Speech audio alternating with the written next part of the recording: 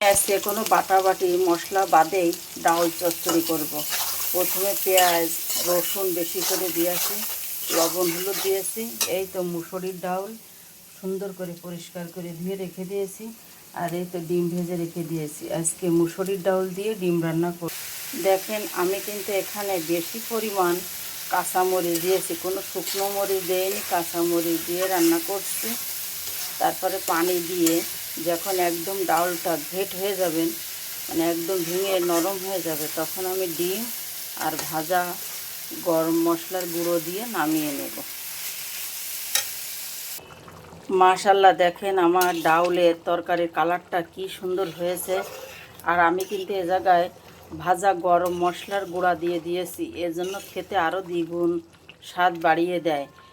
আর লাস্টে নামানোর সময় হালকা একটু চিনি দিব, তাহলে আমার ছেলে মেয়ে তৃপ্তি সহকারে খাবে।